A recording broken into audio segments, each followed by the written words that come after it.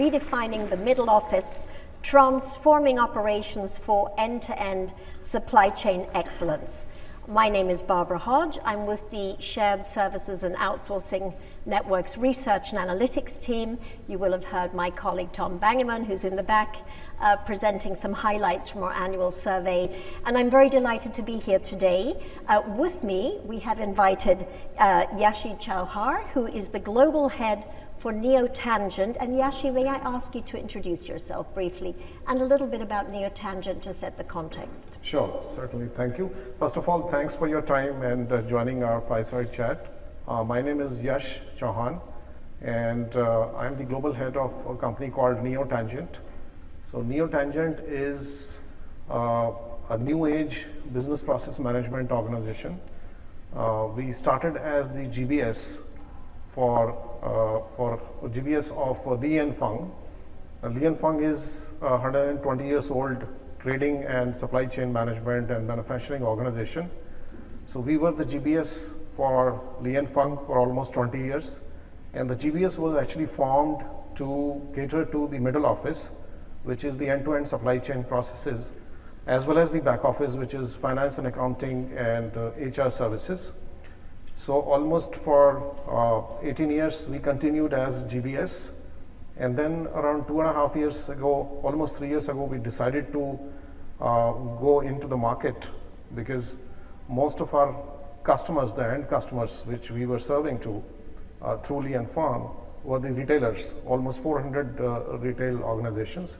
So we thought of going and taking this wisdom to the market, and going into CPG industry, pharma industry, high tech manufacturing, light manufacturing, and really with the USP of the supply chain services, end-to-end supply chain, which we call it as a middle office. So that's where who we are. We are not trying to cut the cord from Li & Fung, but we are very much part of Li & Fung, but we have our own independent consciousness that way. So that's where the Neotangent comes in. Yes, you follow a long line of very illustrious current modern day BPOs that spun out of corporations originally, Genpact from GE, WNS from BA. So very interesting to hear what you're doing. You have this concept of the middle office, which you've just defined as really supply chain centric. Many of us in this room would probably talk about the front office versus the back office. Can you just expand a little bit before we get to the questions on the middle office and why you've used that as a differentiating term? Certainly. So if we go back to back in time, 25, 30 years ago, when practically this industry started, and I actually, so I saw that evolution in my career as well. So when we started with back office consolidation or centralization in the form of shared services, and later on GBS or even the outsourcing organizations, so the focus was, and still it is today till today, on the back office activities of any enterprise, which could be finance and accounting, customer service, indirect procurement, HR services. I mean, you all know, all those functions, all those activities.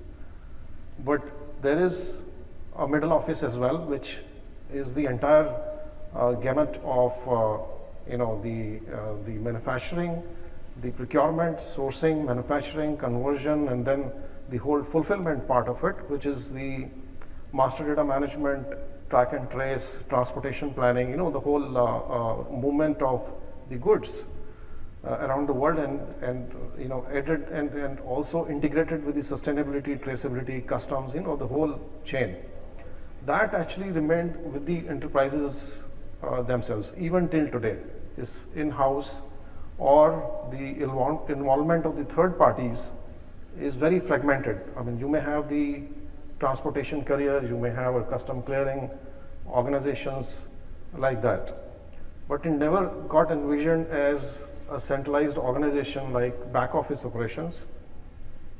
So we call it as a middle office, and since we have been doing it for almost like 20 years, we came up with the concept of the middle office centralization. Maybe you can see it on over here, the whole ecosystem, that on the top arc is back office, and the middle arc is middle office, which is the whole gamut of production, etc., as we talked about.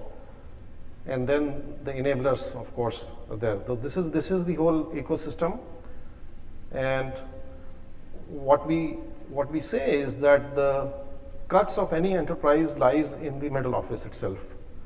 And there is a great value which is there, which is sort of unlocked in certain cases. And what we say is that can we actually leverage the wisdom of the back office, like shared services, BPO, the way actually it got consolidated and transformed over the last 3 decades, can we do the same thing for middle office as well? So that's the whole wisdom actually that we bring in over the table in the form of middle office. Thank you so much. So supply chain management for all of you in this room, and indeed for many in the industry, is becoming an increasingly interesting topic. At Research, SSON Research and Analytics, we recently conducted a detailed industry survey. We partnered with Neotangent on this survey. And the following report will be available next week. So if you are interested in getting a copy of the report, perhaps bring me your business card or just get in touch with me before we leave, and we'll be happy to send that to you. The premise of our research was really to understand the extent to which GBS already incorporates supply chain or elements of supply chain activity. And what we found was that 3/4 of respondents had centralized supply chain management, most of them within GBS. However, the actual penetration overall of these activities is relatively low within GBS. I'm going to share with you, 9% of respondents include manufacturing related supply chain processes.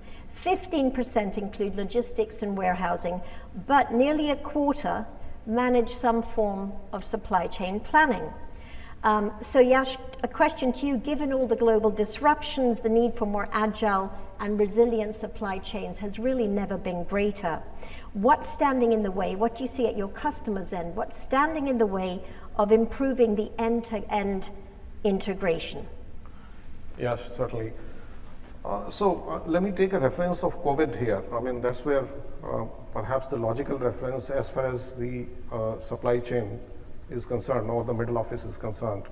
I guess the COVID was sort of a trigger point wherein, even though we had the world-class technologies in place before COVID, even though there was a certain amount of standardization or some best practices were there in supply chain, but the first thing which got most impacted was supply chain.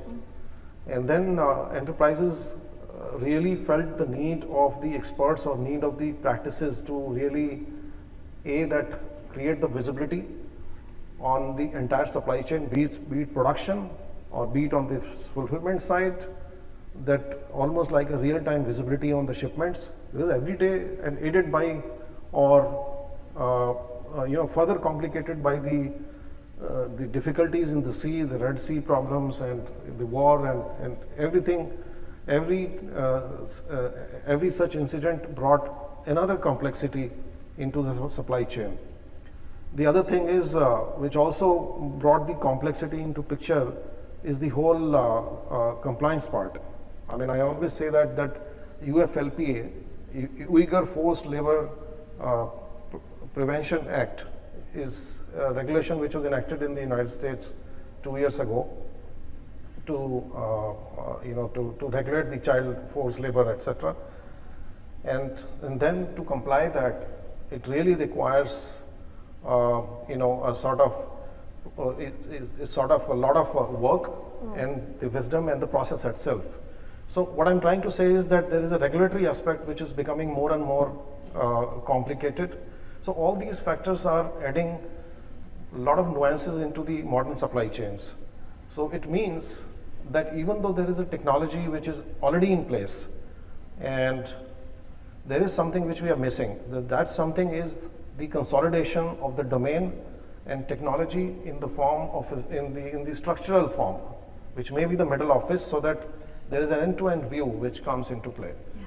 Now what happened is that the enterprises are consolidating into GBS, but if you really see what are they consolidating or what are they centralizing or moving into GBS is still very transactional. Could be like your order management, your master data management, or maybe something else similar to that. But there is no logistics planning, track and trace, customs, last mile delivery, warehousing. Those are not really done, or maybe done by the fragmented third parties.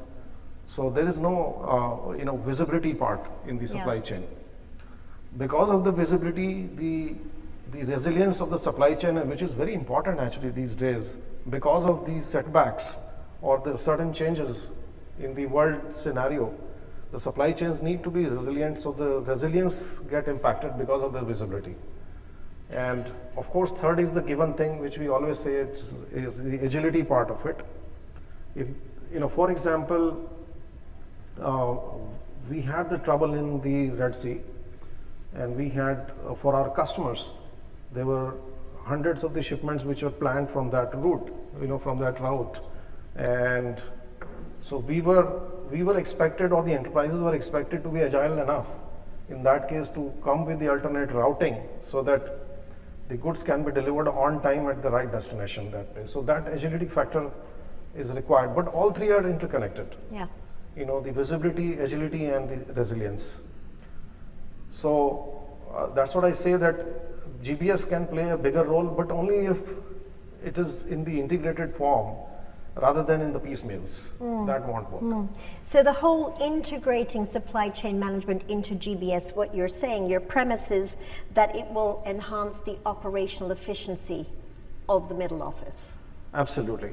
So, so HFS Research is another organization which, which also came up with the report that almost 60% of the enterprises these days are seriously considering the centralization of their middle office, the supply chain processes. And what we say is, and that survey report actually we came up with in partnership with them. What we say is that the centralization of the middle office itself in isolation is not something which is going to work. I understand that these are two different organizations. GBS is normally an organization of the CFO or the CIO, and the middle office is the organization of the COO or the Chief Supply Chain Officers, and there is some diplomatic angles there, but still there is a merit in integrating the back office activities with the middle office, with the supply chain, because in that case then you will be able to unlock the value and drive the big transformation. Now, no matter what kind of transformation you drive in the back office, say finance and accounting, but finance and accounting is the result of what is happening on the supply chain side, both on the payables and receivables side. So if we do something about the demand and supply part of it, then obviously the impact will also be there in the downstream, which is the finance and accounting. So that's what we are saying, that if we integrate these two, then there is a big value which can be unlocked. One of the things our research found was that nearly half of the market has managed or organized their supply chain globally, and 30% more regionally. I'd actually love to see a show of hands. Who here is organized globally across their supply chain? Who has managed that globally? Versus regionally, can I assume the rest of you? Somewhere in between? Yeah. So the global opportunity is obviously huge, and given the growth in e-commerce, customer expectations, the complexity of global trade regulations, this really highlights the need for a more sophisticated supply chain management, which is what we find in our research. So the GBS that have been successful in this are reaping the benefits. They have optimized inventory management, improved supplier collaboration, and they're using data analytics. So my question, Yash, to you is, those who orient themselves globally for the supply chain management, to what extent are they reaping the advantages that regional focus would not deliver? I think it is quite similar to the evolution journey of the shared services or the outsourcing industry actually for the back office. I mean, initially, if you see during the initial years of this world, we used to have the shared services, right? I mean, for North America, it used to be, somewhere in one place, and then another one for Europe. The third one could be in Asia Pacific, somewhere in India, Philippines, etc. But those shared services used to act almost like in isolation. I mean, that was the initial years. Unless the concept of the GBS which came into play. GBS is the Global Business Services, which is the integration of the regional, consolidation centers that way. And that's where the value got really generated in this world.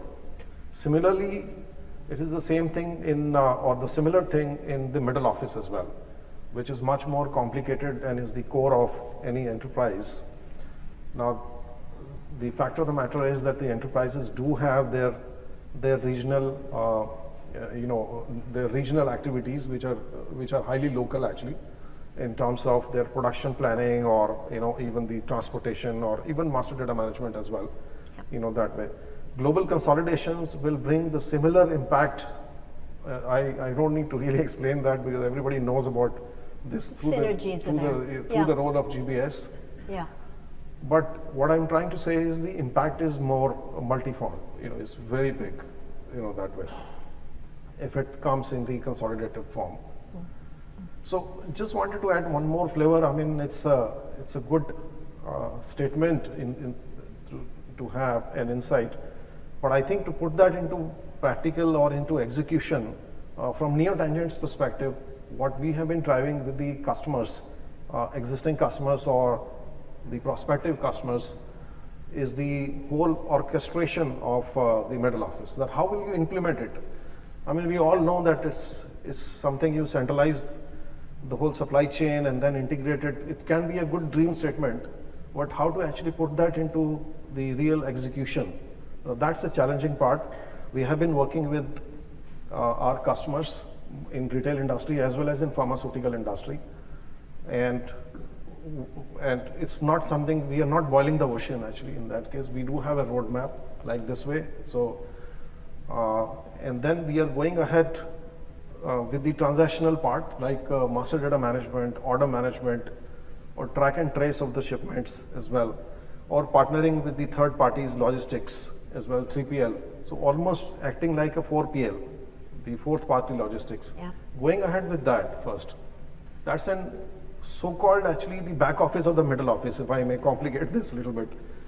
So we are going ahead with that, with a roadmap of touching the demand planning, supply planning, inventory management, the last mile delivery to the destination, and then moving back to the whole production planning and the sourcing and procurement side. So sourcing and procurement is already happening for the direct material, but how to integrate that to the downstream, that is where we are laying the roadmap. So that is how we are working with our clients. It's a step-by-step process. Actually, what we found is that for the COO's organization, or the procurement officers, or the supply chain officers, for them it's a big change management as well. And what we did was, as a best practice, that we actually put up the GBS cases and the GBS successes in front of them, and built up the use cases initially, pilot cases, with the simpler processes, so to speak. And then we went ahead and started bringing in more and more activities into the whole program of the middle office. Yeah. So mirroring effectively the progression. Sorry for a long answer, but we appreciate the detail. And there will be time, by the way, for questions at the end. So if you have any, please do keep those in mind.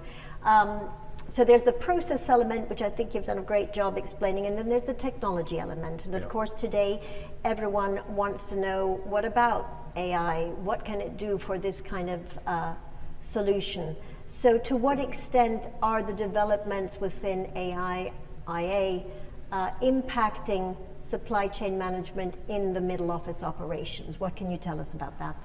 So supply chain is definitely not an exception, if I may put it that way, from the technology side.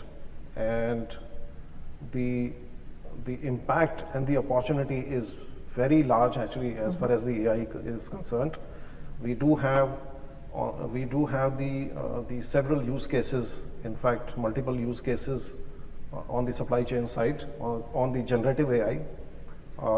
See, one part on the generative AI is the whole content creation part of it, that you ask questions that you will be given.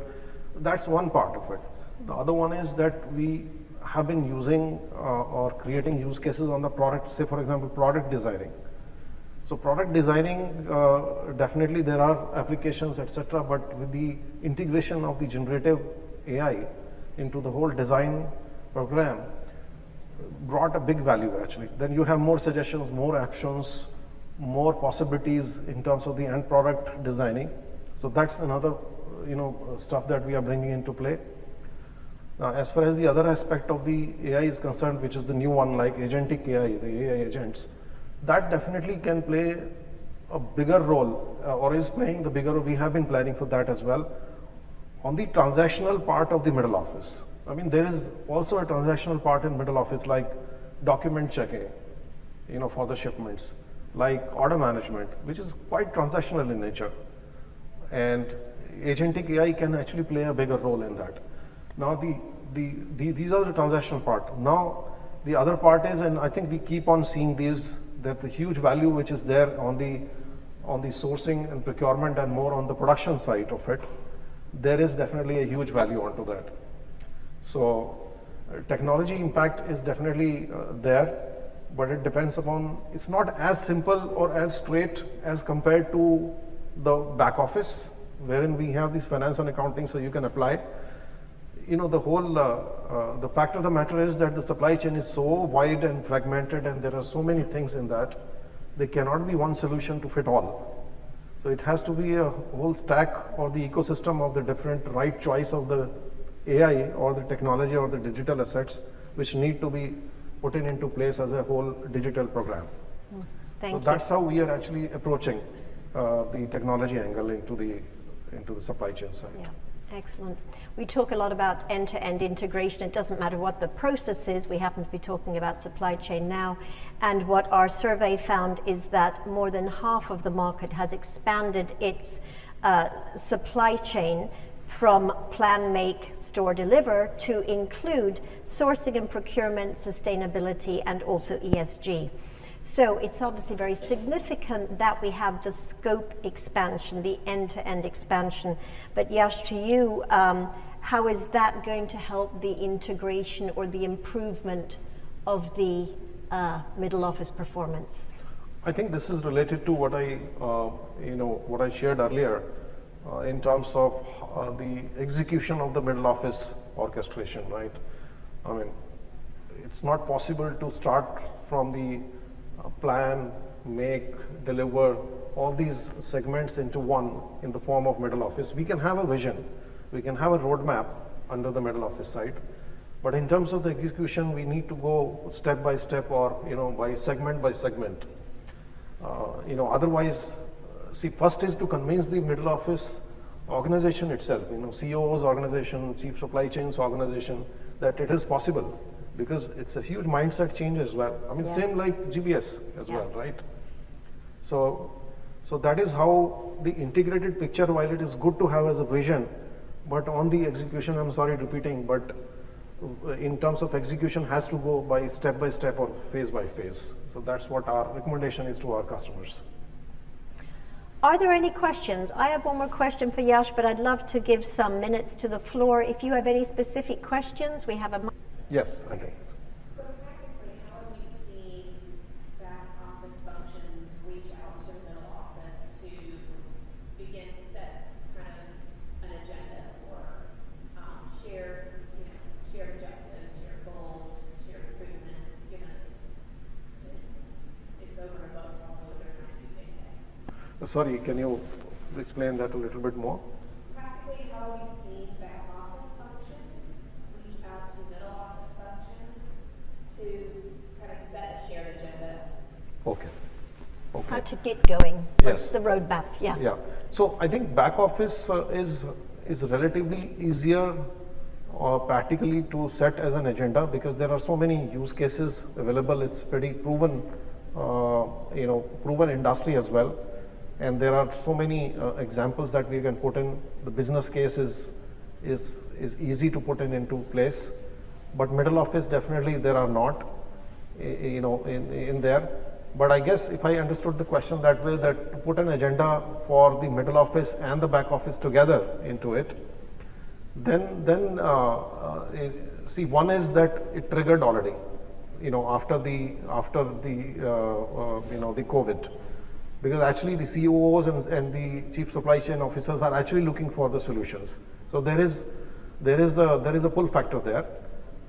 So they are looking for the solutions. So it means they are more conducive to listen to these kind of solutions as well.